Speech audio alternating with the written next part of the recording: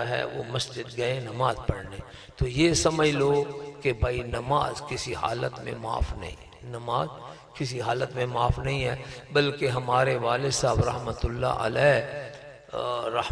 علیہ وہ ایک بات کرتے تھے کہ آخری نبی کی آخری 2 وصیتیں، تو اس میں ختم نبوت کا بھی جلسہ بن گیا۔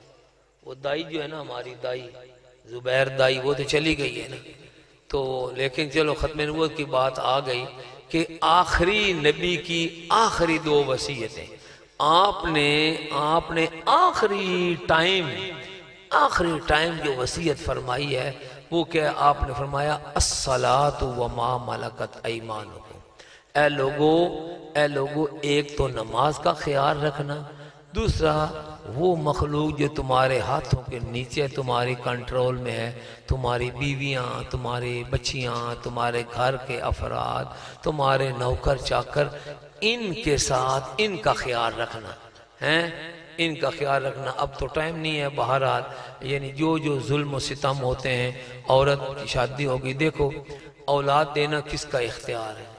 اللہ کا ہے۔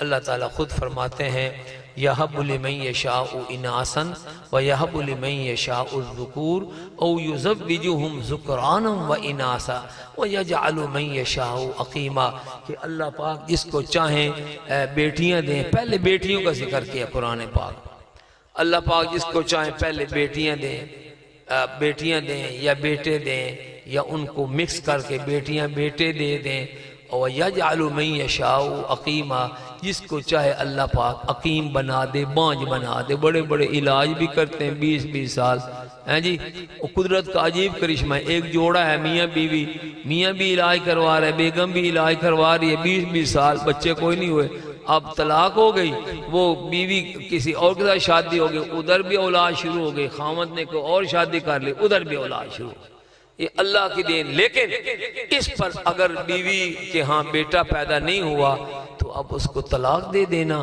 کہ بھائی جو ہے نا بس تیر بیٹا نہیں پیدا ہوا، چل تجھ کو طلاق، یا اس کو مار دینا، بیوی کو مار کے ستیہ ناز کر دینا کہ تیرے ہاں بچہ پیدا کیوں نہیں ہوا ہے۔ اور کیا ظلم و ستم عورتوں کے ساتھ ہوتے ہیں، تو حضور نبی کریم ہر ایک بندہ پہچانے، بس وہ پھر بات یہ وقت نہیں ہے، ہر بندہ پہچانے حضور اس آپ صلی اللہ علیہ وسلم کی، جیسے والد صاحب فرماتے تھے اللہ کے آخری نبی کی آخری وصیتیں کیا؟ الصلاۃ، اے لوگو نماز کا دھیان رکھنا، وما ملکت ایمانکم، اور جو تم نے تمہارے دائیں ہاتھ میں ہے نا، وہ تمہاری بیویاں اور بچیاں، گھر کے نوکر چاکر، ان کا خیال رکھنا، ان کو مار پیٹ اور ستانا، ظلم و زیادتیاں کرنا، اور ان کے حقوق، بیویوں کے حقوق دبا جانا، اور یعنی چھوٹی میں ایک بات تو آپ کو کہہ رہا ہوں، یہ اخبار کا واقعہ ہے، پتہ نہیں آپ لوگ بھی ماشاءاللہ بیٹھے گے، میں بھی بیوی والا ہوں، میں بھی، آپ بھی ہوں گے، اکثریت جو ماشاءاللہ جوان ہے، تو اس کی بھی بیوی آنی ہے انشاءاللہ، سب جو چھوٹے چھوٹے ان کی بیویاں بھی آئیں گی، ٹھیک ہے انشاءاللہ۔ اللہ تعالیٰ اچھے حیا والے رشتے عطا فرمائے۔ سنو ایک واقعہ صرف میں کہنا چاہتا ہوں، اور دیکھو کہ انسانیت کتنی گر گئی۔ وہ اخبار کا واقعہ یہ لکھا تھا کہ ایک زمیندار صاحب، کاشتکار، جٹ بھرا ہیں جی، وہ گیا اپنے زمین پر پانی لگا کے آگے، صبح رواج ہے، صبح سورج نکلنے سے پہلے پانی لگاتے ہیں، آ گیا تو بیوی گھر آیا تو بیوی کو کہا بھائی مجھے روٹی بنا دو، ناشتہ بنا۔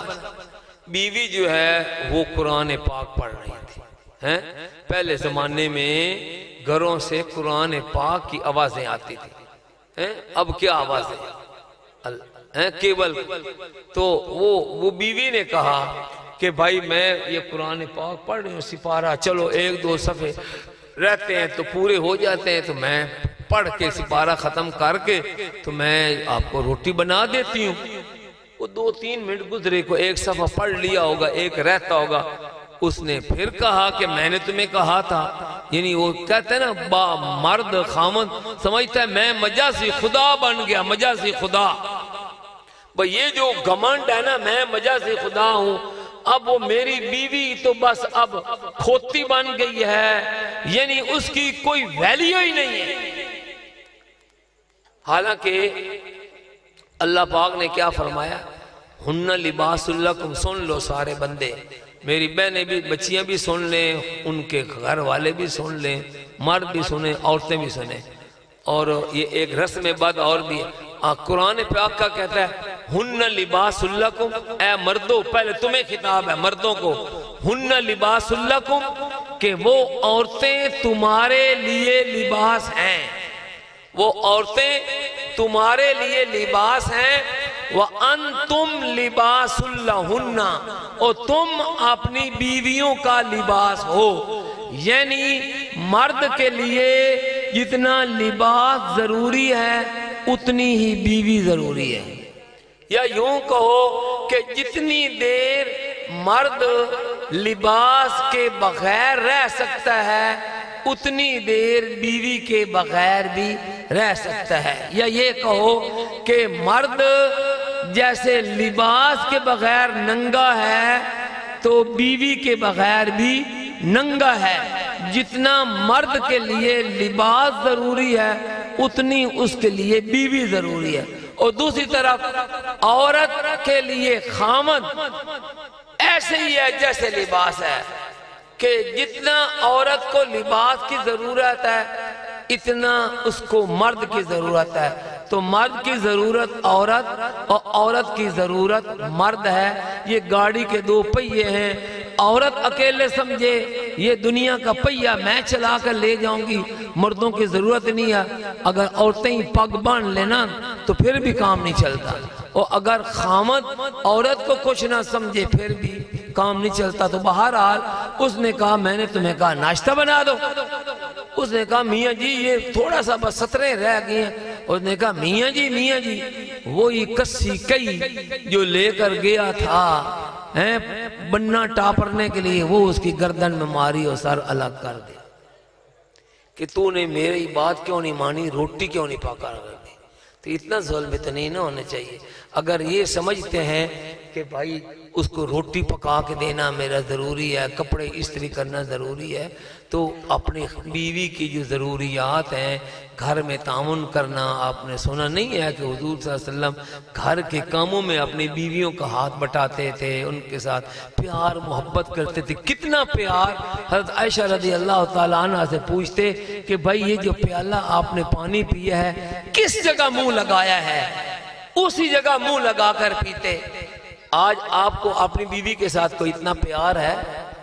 وہ تو کہتے میرے ساتھ بیٹھے ہی نہ، الگ چار پائی پر بیٹھ. تو نبی کی سنت کیا ہے کہ اپنی بیوی کے ساتھ بیٹھ کر کھانا کھاؤ. جس برتن سے وہ پانی پیے اسی برتن سے تم پانی پیو. تو پھر وہی بات ہے، آپ نے فرمایا کہ ایک تو نماز کا دھیان رکھنا اور دوسرا اپنے بیوی بچوں کا یا وہ دھیان رکھنا. یہ ارادہ کرتے ہیں کہ نہیں کرتے؟ سارے کرتے ہیں. نیت کر لو ہاتھ کھڑے کر کے کہ آج سے پہلے اگر ہم سے کوئی کوتاہیاں نماز میں ہو بھی گئی تھی یا اپنے گھروں کے بارے میں، تو ہم آج کے بعد یہ کوتاہی انشاءاللہ نہیں ہونے دیں گے.